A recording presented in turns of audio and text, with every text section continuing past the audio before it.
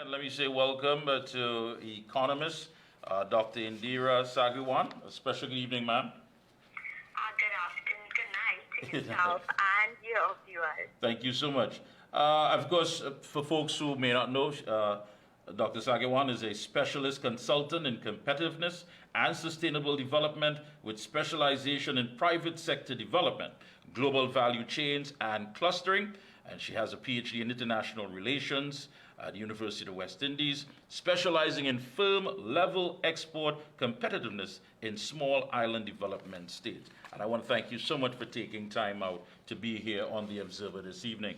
What stands out basically in your recent comments is the middle class is eroding. And you said that families have been paying a rent or mortgage. Their financial burdens would have worsened to the point of not being able to sustain payments. You said that the middle class has a high propensity to spend, not in a bad way, but most of the income that they earn is spent. There's very little money that they have left over for savings. How important is it for any society as far as having a middle class? We were told by the minister, Paulo Gopiskun, that SMEs are the engine room as far as the economy, a very strong component to that. And of course, we've heard many times about the middle class, those who cater for the middle class, because based on what you're saying, they're the ones who would spend more and perhaps try to expand on as far as their status as they go along. How important is that for any society? Well, let me start off by saying the minister is very correct. The SMEs, in fact, they are the bedrock of most small island states like ours. Or 90% of our businesses fall into that category. But what do businesses do? Businesses produce goods and services and they sell it. And therefore they need consumers. So if they are producing but the consumers don't have the spending power to be able to buy what they are producing and selling, or whether they are importing and selling or whatever, then we have somewhat of a conundrum, don't we?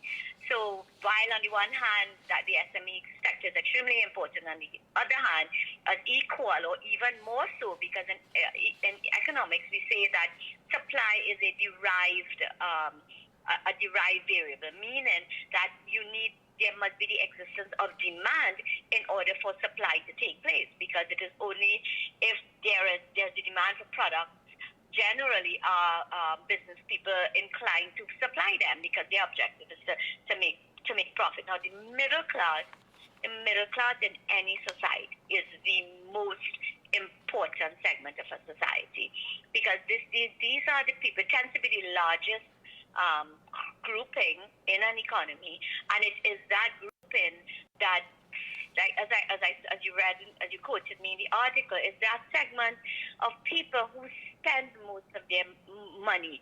And an economy, in order for an economy to grow, we need to have money circulating in the economy.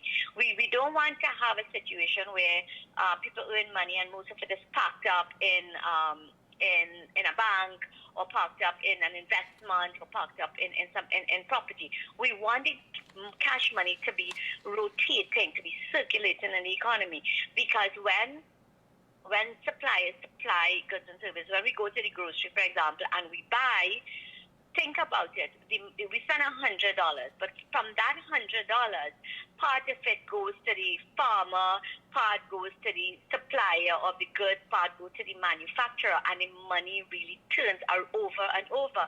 And it is what us economists refer to as a multiplier effect. So that my $100 that I spend in the grocery, actually, if the multiplier is 3, will actually create $300 in economic activity in the country. And this is why it is so important. It is important that things are continually done in order to support the middle class. The middle class is that segment of people who are buying their homes, their first homes, who are to live in, not as an investment, but actually live in. They're the ones who are buying their first cars or their second cars. So they are to a large extent the engine that keeps the economy floating. And in the current dispensation, and you're quoting what I said recently, but I have been lamenting this for quite some time now. The squeezing of the middle class in Trinidad and Tobago further and further and closer to the poverty line. And one would think that those who know better should definitely know that there has to be some sort of special arrangement or special accommodation for the middle class. I mean, we've come to a point now where there are people who are afraid to get sick because they can't even afford to go to the doctor. And it's no longer just a matter of paycheck to paycheck. I mean, I always tell people there are people now who play that running back from the counter game. You get to the cash register and you play as though, my God, I didn't know I had extra money, but you play it off as if, you know what, I think I forgot something. But you didn't know there's going to be $20 or $30 that would have been there after you budgeted for the groceries. And these are the things that we face now on a daily basis. Is the Economist, should I say, is the government actually capturing the reality of what is happening with the middle class? I don't think so at all. In fact, the government seem to be intent on putting on additional burdens and still treating these burdens as if they are doing us a favor. You talked about the running back to the shelves. I think we have more situation of the reverse, where people are taking things to the counter and realizing, oh my God, I don't have enough money to pay for it. True. Because last week I may have been able to afford this bundle of goods with this amount of money, but because of inflation, when I when what's now in front of me, I simply can't afford. So that to me is more of the reality that people are facing. But I mean, at some point in time, that bubble will, of course, burst. There will be some effect because here it is, you had a two-car home.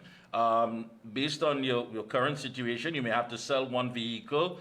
You've put aside some sort of savings for your children for higher education. That in itself may not be able to be a reality. So at some point in time, there has to be some breaking point, or as some economists would put it, some sort of social tipping point that is going to send us in a direction that we may not be prepared for as a society.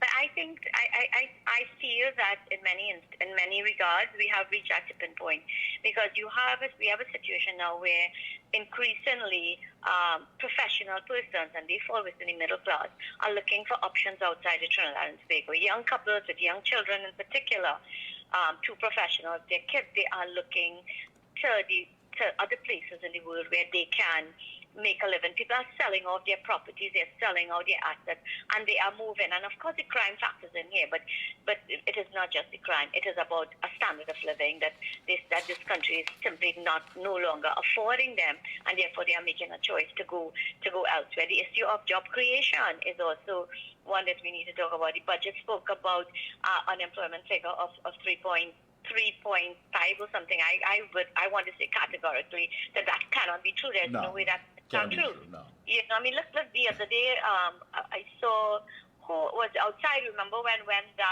Caribbean, the cruise line was looking for persons? You remember the kind of lines of persons that were lined up for?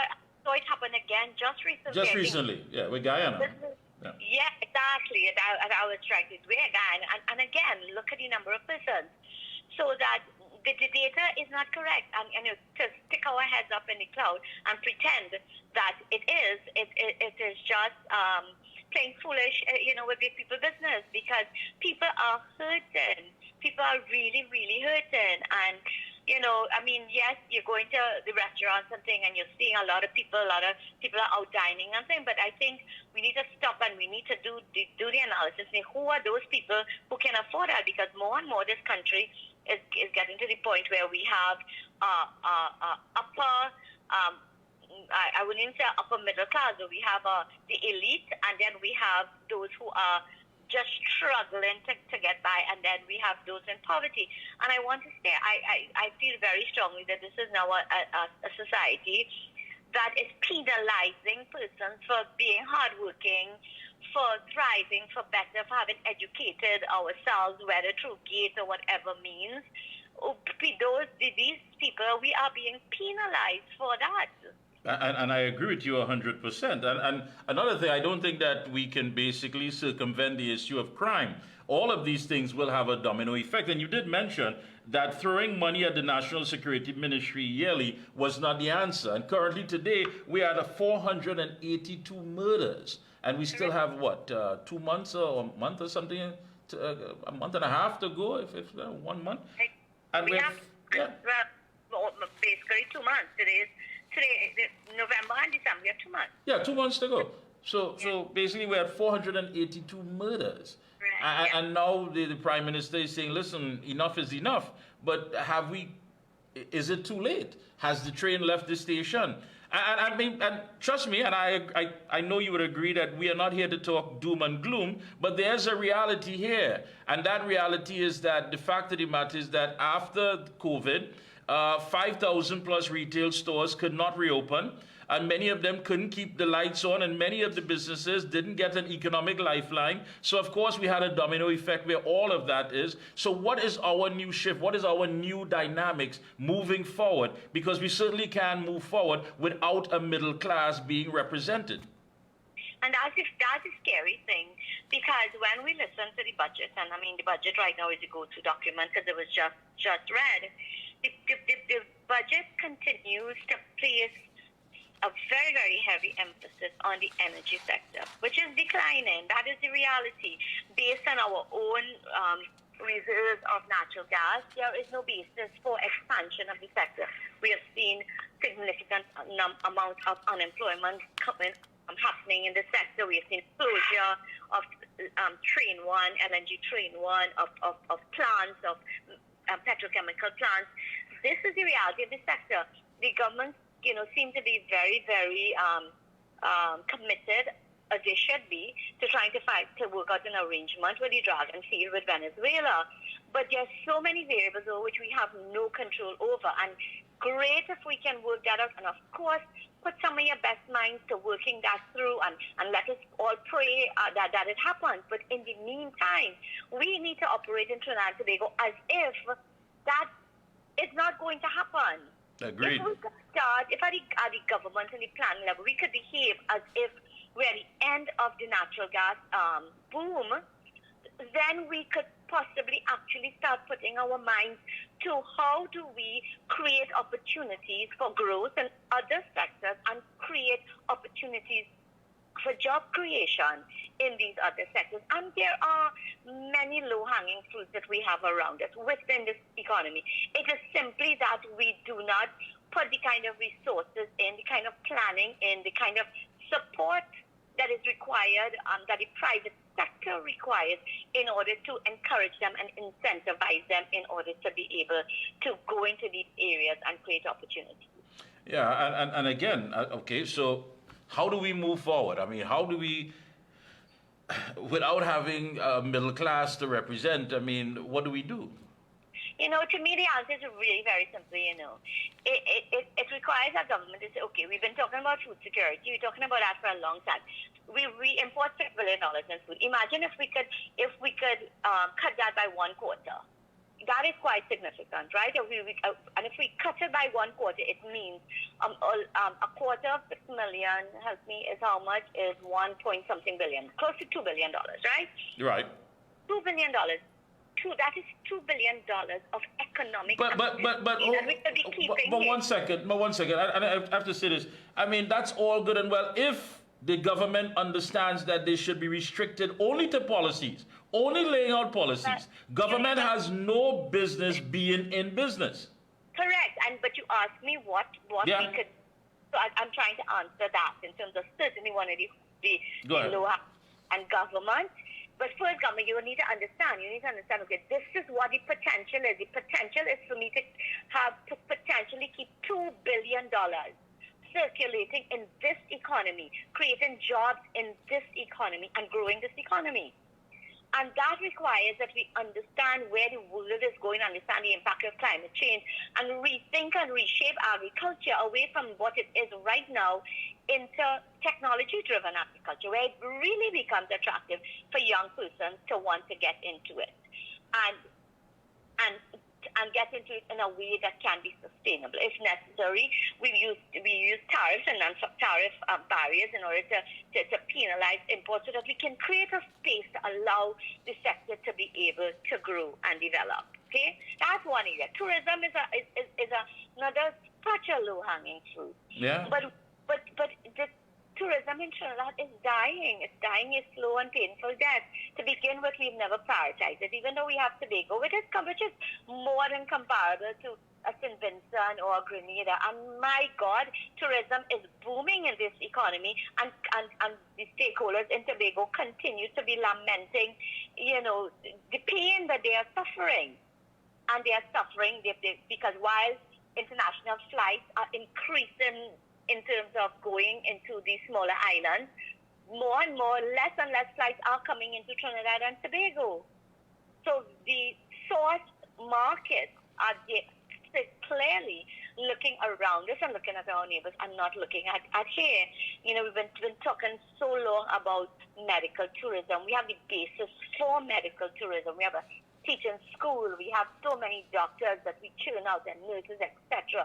We in terms of the region, we are ahead of the game. Let us think strategically about how do we convert this into so much more, where we're not just servicing, the health demands of people in Trinidad and Tobago, and to some extent persons in the Caribbean, but we are looking internationally.